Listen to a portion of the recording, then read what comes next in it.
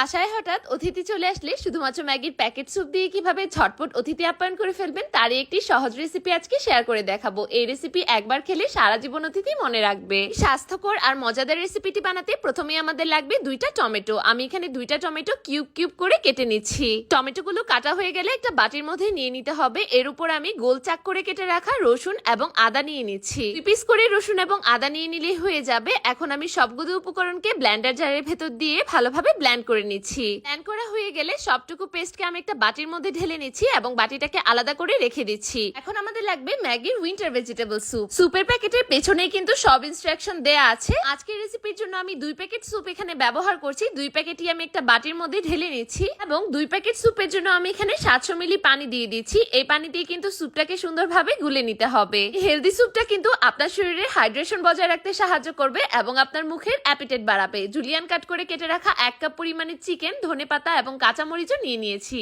এখন একটা প্যানে আমি বাটার দিয়ে দিচ্ছি পরিমাণ মতন। বাটারটা ভালোভাবে গলে গেলে এর মধ্যে চিকেনটা আমি দিয়ে দিচ্ছি। চিকেনগুলোকে প্রথমে বাটারের মধ্যে ভালোভাবে ভেজে নিতে হবে। চিকেনটা ভাজা হয়ে গেলে এর মধ্যে সামান্য পরিমাণের লবণ এবং গোলমরিচের গুঁড়ো দিয়ে দিতে হবে। স্বাদ অনুযায়ী আমি এখানে 1 চামচ পরিমাণের সয়া সস অ্যাড করে দিচ্ছি। এবার চিকেনটাকে ভালোভাবে মশলাগুলোর সাথে ভেজে নিতে হবে। হালকা ভাজা হয়ে গেলে টমেটো এবং আদা রসুনের যে পেস্টটা ছিল সেটাও কিন্তু আমি চিকেনের মধ্যেই ঢেলে দিচ্ছি। এখন এই পেস্টের সাথে কিন্তু চিকেনটাকে খুব ভালোভাবে কষিয়ে সেদ্ধ করে নিতে হবে। 1 মিনিট নেড়ে নেওয়ার পর যে স্যুপটা আমি গুলিয়ে রেখেছিলাম সেই স্যুপের সম্পূর্ণটা মিশ্রণ কিন্তু আমি টমেটো পেস্ট এবং চিকেনের উপরেই ঢেলে দিচ্ছি। স্যুপের মিশ্রণটাকে টমেটোর যে মিশ্রণ রয়েছে সেটার সাথে খুব ভালোভাবে মিশিয়ে নিতে হবে। 1 মিনিটের মধ্যেই কিন্তু এটা একদম ঘন হয়ে যাবে। আমি একটা ঢাকনা দিয়ে এটাকে 2 মিনিটের জন্য ঢেকে দিচ্ছি। 2 মিনিট পর কিন্তু দেখতেই পাচ্ছেন স্যুপের টেক্সচারটা কতটা সুন্দর হয়ে গিয়েছে। আমার স্যুপটা কিন্তু অলমোস্ট রেডি হয়ে গিয়েছে। পরিবেশনের আগে আমি এখানে অ্যাড করে দিচ্ছি আরো কিছুটা পরিমাণের গোলমরিচের গুঁড়ো, ধনেপাতা কুচি দিয়ে দিচ্ছি আর ফালি করে কেটে রাখা মরিচ দিয়ে দিচ্ছি।